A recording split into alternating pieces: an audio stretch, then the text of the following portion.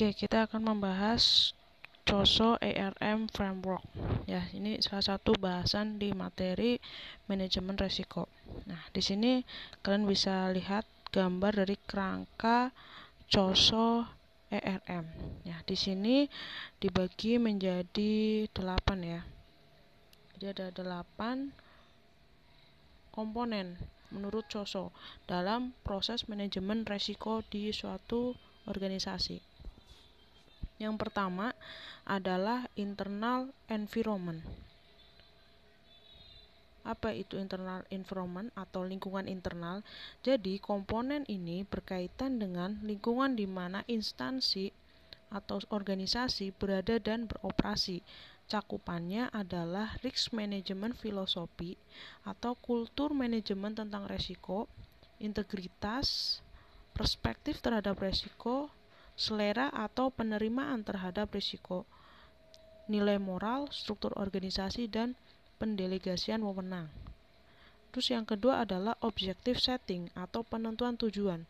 Manajemen harus menetapkan objektif atau tujuan-tujuan dari organisasi agar dapat mengidentifikasi, mengakses, dan mengelola risiko. Objektif dapat diklasifikasikan menjadi strategic objektif dan activity objektif. Untuk strategi objektif di instansi, contohnya di instansi pemerintah, ini berhubungan dengan pencapaian dan peningkatan kinerja instansi dalam jangka menengah dan jangka panjang, serta merupakan implementasi dari visi dan misi instansi tersebut. Sementara itu, untuk activity objektif dapat dipilah menjadi 3 kategori. Kategori pertama adalah operation activity, yang kedua adalah reporting objectivity, yang ketiga adalah compliance objective ya. Terus untuk risk tolerance ini dapat diartikan sebagai variasi dalam pencapaian objektif yang dapat diterima oleh manajemen. Dalam penerapannya, pelayanan pajak modern seperti contohnya ada pengiriman SPT, wajib pajak secara elektronik. Contohnya diperkirakan ada 80% wajib pajak besar akan mengimplementasikannya. Bila ditentukan risk tolerance-nya sebesar 10%, dalam hal 72% wajib pajak besar telah melaksanakannya. Berarti di sini tujuan penyediaan fasilitas tersebut telah terpenuhi. Nah, di samping itu terdapat pula aktivitas dari suatu organisasi seperti peluncuran roket berawak ya dengan risk tolerance-nya adalah 0%. Itu contoh dari penentuan tujuan. Yang ketiga adalah event identification atau identifikasi risiko. Komponen ini mengidentifikasi kejadian-kejadian potensial yang terjadi di lingkungan internal maupun eksternal sebuah organisasi, di mana mempengaruhi strategi atau pencapaian tujuan dari organisasi. Kejadian tersebut bisa berdampak positif, seperti tumbuhnya kesempatan atau opportunity, namun dapat juga berimbas negatif atau menjadi resiko. Nah, di sini di event identification itu ada 4 model ya. Yang pertama ada exposure analysis, yang kedua ada environment analysis, yang ketiga ada threat scenario, yang keempat adalah brainstorming question. Nah, salah satu model yaitu exposure analysis merupakan ya metode yang mencoba mengidentifikasi risiko dari sumber daya organisasi yang meliputi financial asset, physical asset, seperti contohnya ada tanah, bangunan, human asset yang mencakup pengetahuan dan keahlian. Ada intangible asset seperti reputasi dan penguasaan informasi. Nah, atas setiap sumber daya yang dimiliki oleh sebuah organisasi dilakukan penilaian risiko kehilangan dan risiko penurunan seperti kas dan simpanan di bank. Terus yang keempat adalah risk management atau penilaian risiko. Komponen ini menilai sejauh mana dampak dari event atau kejadian dapat mengganggu pencapaian dari objektif ya. Sebesarnya dampak dapat diketahui dari inherent dan residual risk dan dapat dianalisis dalam 2 perspektif, yaitu seperti kecenderungan atau peluang dan impact ya atau konsekuensinya atau besaran dari terrealisirnya resiko. Nah, dengan demikian besarnya risiko atas setiap kegiatan di organisasi merupakan perkalian antara kecenderungan atau peluang dengan konsekuensinya. Nah, di sini penilaian dapat dilakukan dengan dua teknik. Yang pertama bisa dengan kualitatif teknik atau kuantitatif teknik. Nah, untuk kualitatif teknik menggunakan beberapa tool seperti self-assessment, mulai dari low, medium, high, questionnaire, internal audit review. Sementara untuk kuantitatif teknik bisa datanya berbentuk angka yang diperoleh dari tools seperti probability based, non-probability model, atau dan juga benchmarking.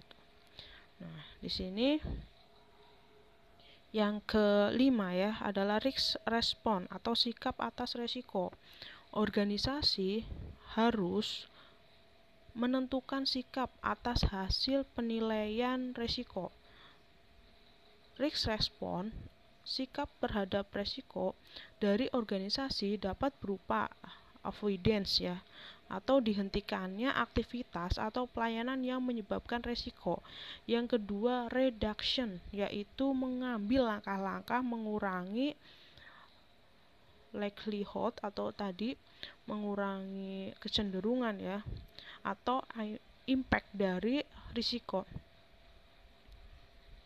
Yang ketiga ada sharing, yaitu mengalihkan atau menanggung bersama resiko atau sebagian dari resiko dengan pihak lain. Yang keempat, acceptance, yaitu menerima risiko yang terjadi, biasanya risiko yang kecil, dan tidak ada upaya khusus yang dilakukan.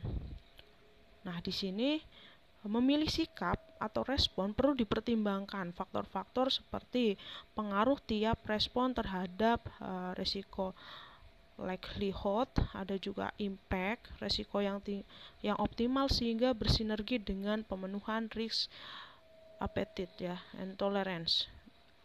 Nah, di situ selanjutnya yang keenam ada control activity atau aktivitas-aktivitas pengendalian ya.